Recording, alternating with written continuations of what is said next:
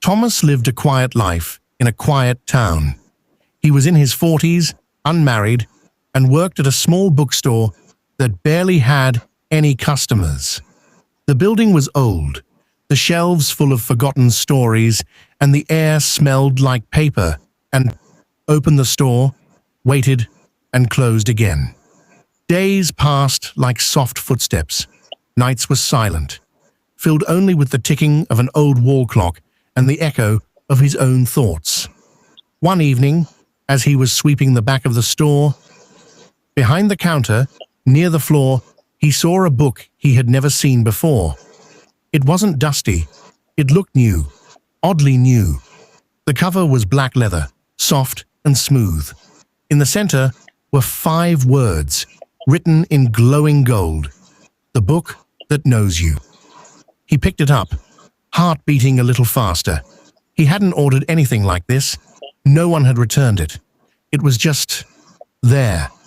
He opened the cover. The first page was empty. Then slowly, words began to appear on the second page. Ask your heart a question, and I will answer. Thomas smiled nervously. Why am I still alone?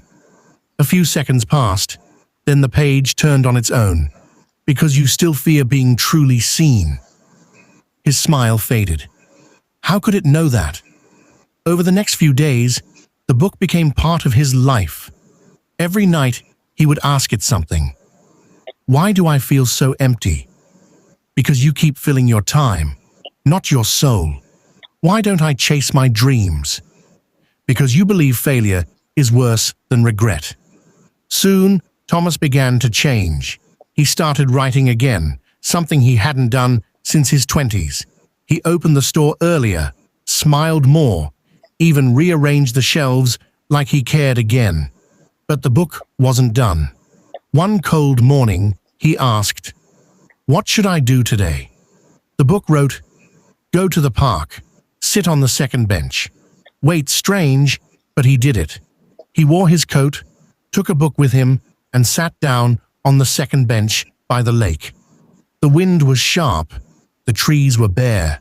After 10 minutes, a woman sat beside him. She looked tired, like she hadn't slept well in days. She had a bag of paints with her, but they looked untouched. They sat in silence until she spoke first. "Cold day?" He nodded. "Very." Her name was Elena. She used to paint every day, she said. Art school, exhibitions, joy. But then her father died last year, and the light had gone out of her world. She hadn't painted since. They talked for over an hour. It felt easy, natural. When he got home, the book was waiting. He opened it. A new message had already appeared. You were never meant to be alone forever. But healing only begins when you step outside your shell. Each day after that, the book gave small directions. Call her. Tell her how you feel. Don't run from the quiet between you. Their bond grew, slowly, softly. Elena started painting again. She even offered to repaint the bookstore's dusty front sign.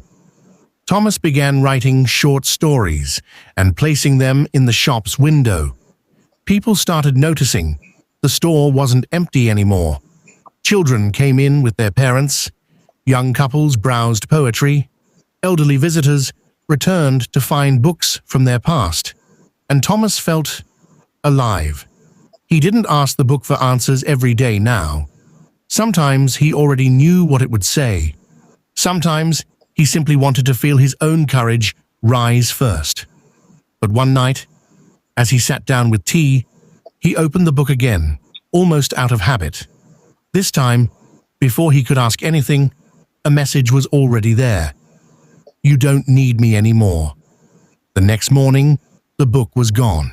He searched every corner of the store, every shelf, but couldn't find the book. On the counter was a final note, written in the same golden handwriting. Some books close when the reader finally opens. Years passed. Thomas and Elena got married in a small ceremony beside the same lake where they first met. She opened a gallery nearby. He published his first collection of short stories. The bookstore remained, but it had changed. It was filled with laughter, with art, with life. People came not just for books, but for comfort, for talks, for warmth. Sometimes someone would find a strange book lying on a shelf, one that didn't seem to belong. It would stay for a while, then vanish. Thomas never said anything, he just smiled, because he knew magic doesn't always stay. It visits, teaches, heals, and moves on.